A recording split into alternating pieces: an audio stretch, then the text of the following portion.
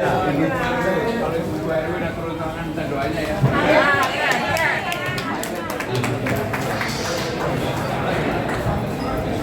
Ya, sekali lagi kepada ibu bapak yang kursinya si kosong mohon diisi, yang berdiri. Ya. Inilah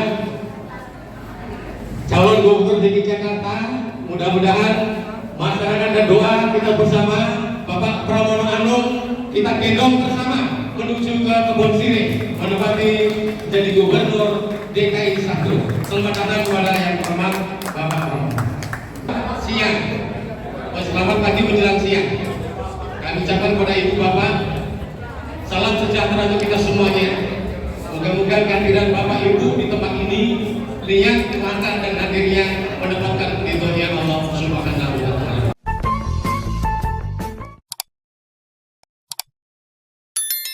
Kita akan pilih Bapak Dr. Insinyur Pramono Anung Wibowo Pasar Manajemen. Setuju?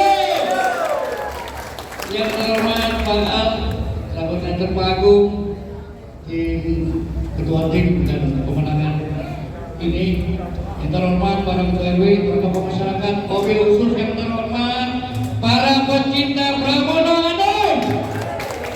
Terima kasih sudah hadir di tengah-tengah kita. Ada juga Pak Mas, selamat datang dan terima kasih. Bapak Pramono Anung, tentunya kami atas nama Gubernur Utara mengucapkan selamat datang, selamat berjumpa kepada kami yang tentunya kami sambut dengan hangat untuk kemenangan di tahun 2024-2029 ini. Saya perkenalkan saya Haidar Anwar, saya Ketua Forum RW Kelurahan Gubernur Utara, sekaligus 2 kali Ketua Tim Pemenangan Bapak Almarhum Gego Warsono. Dan alhamdulillah ini teman-teman saya dari 5 kecamatan sudah hadir juga untuk melakukan kemenangan. Insya Allah Bapak Pramono Anung.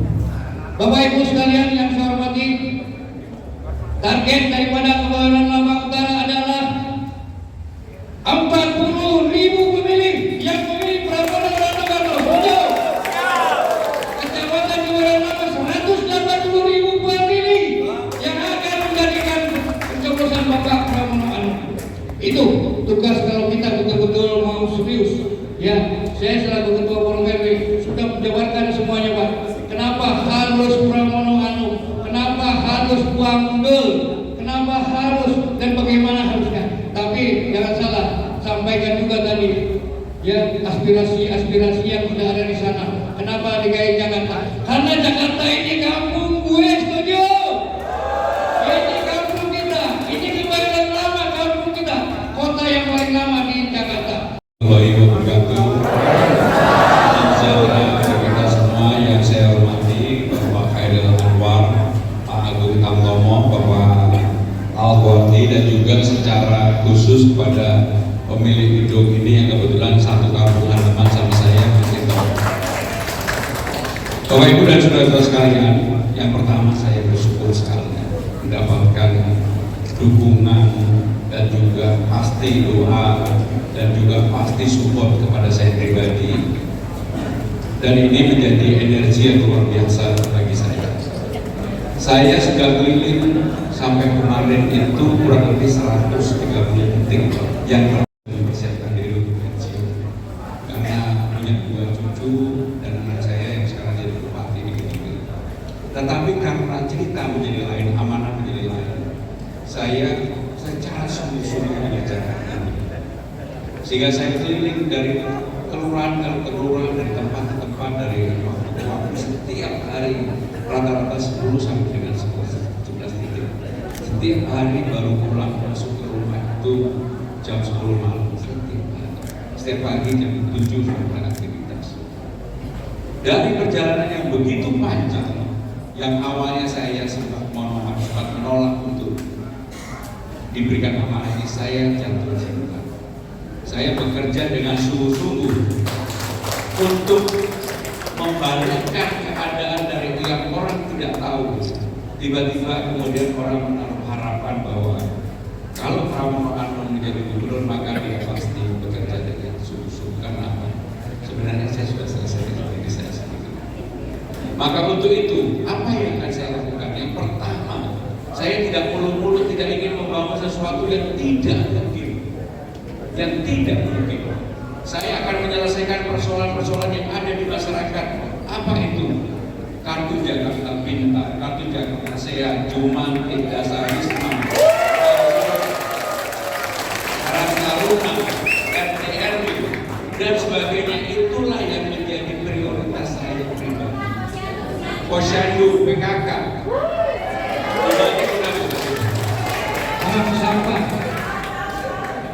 apa yang akan saya lakukan untuk itu? Yang pertama, karena di sini ada RT/RW-nya lengkap, untuk insentif RT yang menjadi apa insentifnya dinaikkan? Termasuk RW dari 2,5 juta menjadi 5 juta. Dan yang paling penting, LPJ-nya laporannya nggak seperti dulu terlalu berbelit-belit. Laporannya maka cukup yang namanya RT atau RW itu menandatangani secara online. Nggak perlu membuat laporan yang saya tahu laporannya sebagian juga pasti ngarang. Nggak pakai itu. Jadi inilah yang akan kami lakukan secara online system untuk, karena ini bukan gaji, ini adalah insentif untuk aktivitas kegiatan RT RW yang ada.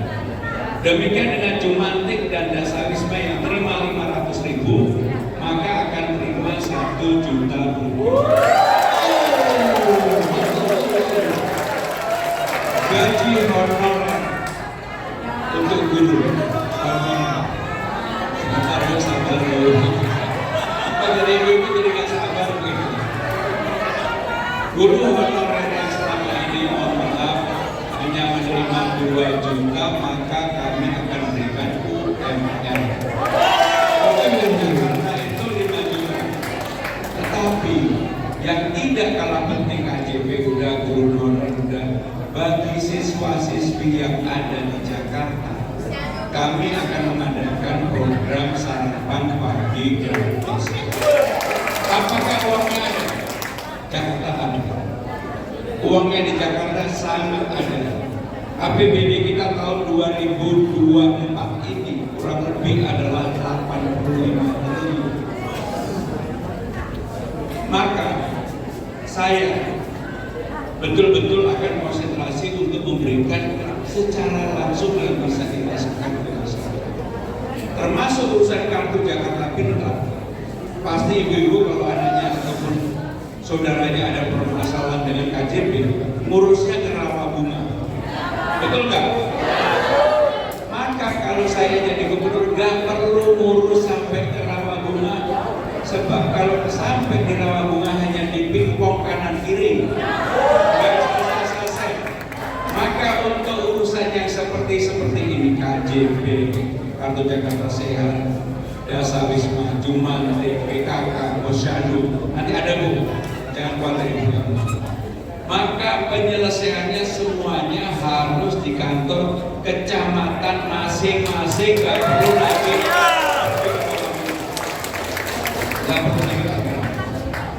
Saya juga nggak habis mikir kenapa harus ke Rawabunga. Dan setelah dicek di Rawabunga, banyak orang yang tidak pernah, tidak berhak, malah berhak dan malah. Saya sendiri sudah menemukan orang tinggal di Bogor kok bisa dapat kartu Jakarta Pintar. Namanya ya udah Jakarta.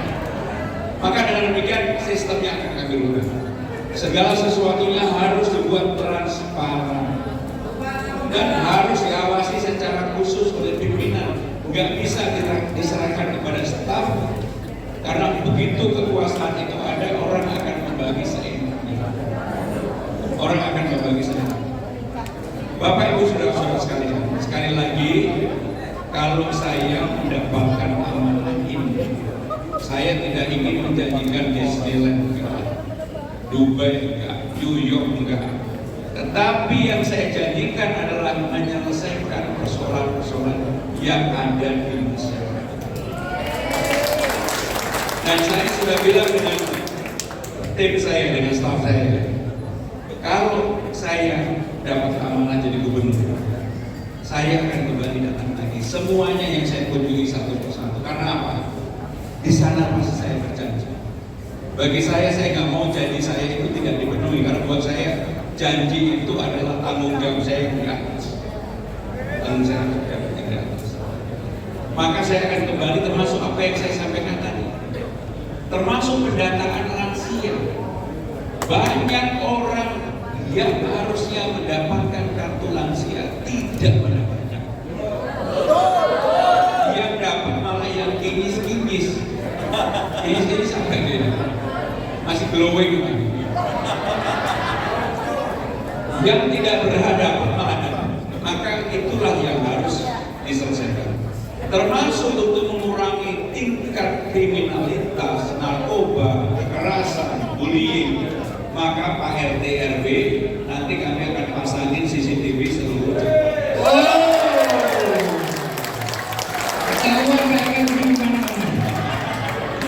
Dan CCTV yang sekarang di Jakarta ini baru terpasang 747. Maka kami harus memasang kurang lebih 32.000 lagi. Apakah bisa? Pasti bisa. Pasti bisa. Dan kalau itu sudah terpasang, maka semua aktivitas yang tidak baik akan tertangkap. Kekerasan, pencurian, bullying, tawuran, yang saya takut adalah narkoba. Sehingga ini menjadi preventif menjaga putra-putri, bapak-bapak, ibu-ibu sekalian. Tetapi kalau Pak RT, Pak RW mau lihat ini juga ketahuan. Apalagi Pak RW-nya ganteng-ganteng begini, bahaya. Sehingga dengan demikian Bapak Ibu saudara-saudara sekalian, itulah yang menjadi prioritas. Termasuk saya secara realistis mengatakan dalam debat kemarin yang nonton debat saya, kami akan membuka lapangan kerja 500.000. Kenapa 500.000? Saat ini di Jakarta ada kurang lebih 354.000 pengangguran. Ada 52.000 yang baru di PHK sampai dengan bulan ini, Oktober ini. Sehingga kalau dijumlahkan kurang lebih 400.000 kurang. Kalau kemudian kami menjanjikan 500.000 sangat terasa juga. Untuk itu maka akan ada dana yang disiapkan oleh Pemda kurang lebih 300 miliar rupiah untuk menghidupkan, mendorong UMKM kita. Maka itulah beberapa yang dasar yang akan kami lakukan. Pertanyaannya, apakah ada yang secara visi ke depan yang akan kita buat? Secara ringkas akan saya sampaikan dua hal. Karena pengalaman saya panjang di pemerintah pusat sebagai menteri yang bertanggung jawab menjaga dapurnya presiden. Di nasional itu ada yang namanya Indonesia Funding. Apa itu Indonesia Funding? Adalah investasi yang dilakukan oleh negara. Dan sekarang pada waktu itu modalnya 2,4 triliun, 6 triliun. Sekarang Indonesia Funding ini sudah besar sekali. Kenapa bisa besar? Karena kalau negara melakukan investasi, kalau mengambil uang dari manapun, nggak perlu kolateral, nggak perlu jaminan. Berbeda dengan swasta, berbeda dengan pribadi, pasti ada kolateral. Bapak Ibu sekalian kalau pergi ke bank untuk menyewa atau meminjam apapun harus ada namanya kolateral, jaminan. Kenapa Jakarta juga tidak perlu jaminan? Jakarta adalah entitas yang sangat besar. PDRB Jakarta cukup besar. Pendapatan domestik regional brutonya cukup besar. Kemudian hampir semua pajak sebenarnya dicatatkan di Jakarta. Nah, inilah yang menjadi ruang dan saya meyakini Jakarta Funding ini menjadi income atau pendapatan baru bagi Jakarta. Karena selama ini Jakarta pendapatannya hanya dari pajak, restribusi, dividen, dan sekarang ada pendapatan baru dari Jakarta Funding. Kalau ini nanti berkembang berdasarkan pengalaman Indonesia Funding, ini angkanya masih besar sekali. Inna Funding atau Indonesia Funding yang dulu modalnya hanya 6 triliun, sekarang lebih dari 100 triliun selisih.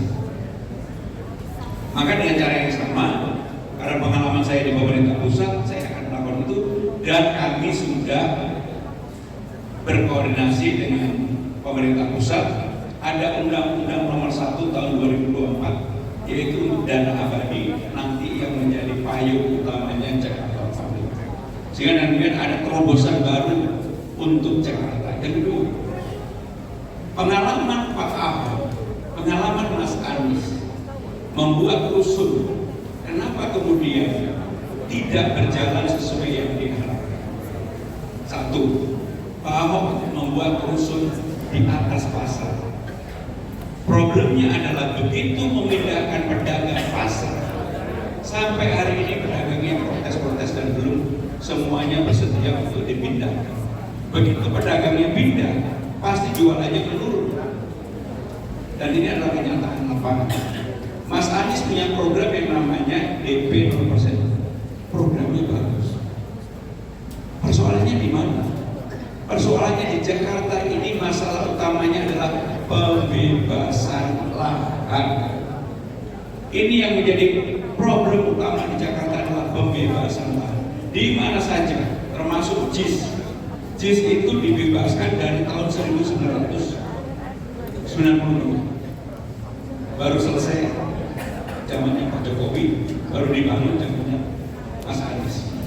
Dan sekarang pun belum selesai karena infrastrukturnya harus diperbaiki.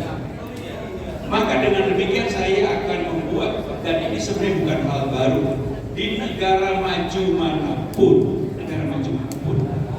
pembangunannya itu tidak pernah dibangun membebaskan lahan, tetapi selalu yang disebut dengan fixed pricing building.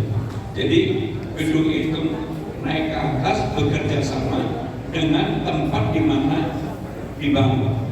Saya akan membangun di mana? Kantor kecamatan, kantor kelurahan, kantor desa, sekolah. Kenapa? Nggak perlu membebaskan. Kantor kecamatan rata-rata luasnya itu 5.000 sampai 8.000. Kalau lantai 1, 2, 3 kita buat kantor kecamatan dan kita buat yang bagus, kemudian lantai 4 dan 5 kita buat yang disebut dengan co-working space untuk anak-anak ibu sekalian, supaya mereka yang mau startup, mau kerja apa, mau apa, ada tempatnya. Internet gratis, apapun kita siapkan untuk itu, supaya anak-anak kita mempunyai ruang untuk bekerja. Dan kalau itu dilakukan, baru kemudian lantai 6, 7, 8 ke atas dibuat untuk rumah susun, housing atau apapun berdasarkan lokasi. Kalau demikian, maka ini akan menjadi proyek yang tidak memberatkan pemerintah Jakarta. Karena apa? Tinggal nunjuk developernya aja, kerja sama dengan developer, pengembangnya suruh bangun, pasti mau. Pasti. Maka dengan demikian Jakarta memang perlu orang yang punya pandangan tidak hanya hari ini, tetapi juga pandangan yang panjang untuk membangun ke depan. Saya ketika ditanya bagaimana dengan JIS yang peninggalannya Mas Anies, saya sederhana aja. Saya adalah, kalau saya jadi gubernur, saya bukan pengen menjadi gubernur yang diingat orang, tetapi menjadi gubernur yang dimenangkan. Maka saya bilang peninggalan Mas Anies sudah bagus. Hanya kenapa sekarang belum sempurna? Ya memang infrastrukturnya belum dibuat. Dan Mas Anies hanya 1 periode. Coba kalau 2 periode pasti selesai. Maka untuk itu, kalau saya lanjutkan. Gimana caranya? 1, RMRT. Kalau mentok sampai Ancol, kan sekarang ke kiri kemarin.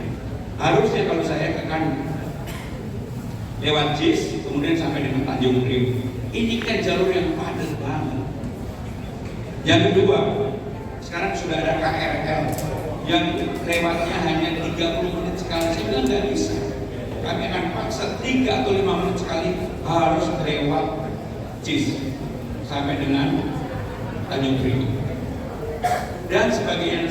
Kalau itu terjadi, maka orang yang akan nonton pertandingan sepak bola atau kemarin nonton Bruno Mars atau Dewa atau siapapun gak lagi pulang marah-marah karena jalan kaki hampir 2 jam.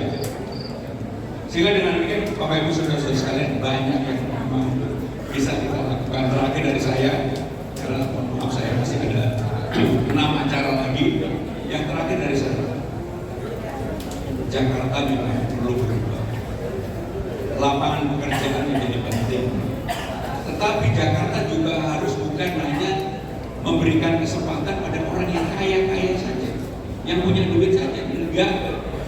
Maka saya akan rubah PPSU yang disebut dengan pasukan potensial Pak Ahok dulu, yang dulu bekerjanya begitu luar biasa, tiba-tiba dirubah. Syaratnya adalah orang-orang SLTA.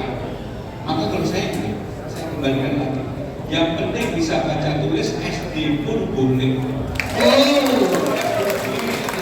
Karena kita akan membuka kesempatan lapangan kerja yang cukup luas. Bahkan balai rakyat yang akan kami bangun setiap kelurahan pun ada 267 balai rakyat yang mungkin siapa PPSU. Dan PPSU-nya tidak boleh dari kelurahan setempat. Kalau dari kelurahan setempat nanti main-main aja sama tetangganya. Sehingga dengan cara-cara seperti itulah kami ingin menyelesaikan persoalan. Tapi yang jelas Bapak Ibu Saudara-saudara sekalian, saya sekali lagi lebih ingin menyelesaikan real yang ada di masyarakat rakyat.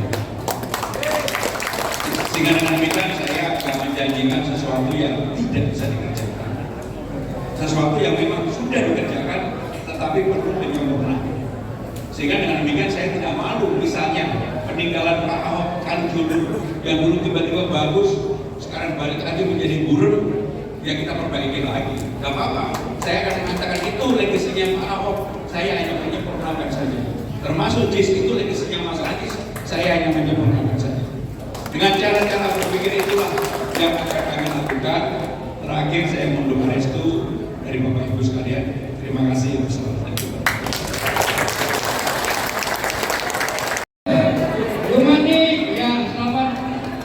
Sampai katakan Mas Bram. Ya, inilah warga Kebayoran Lama dan khususnya Kebayoran Kecamatan Kebayoran Lama.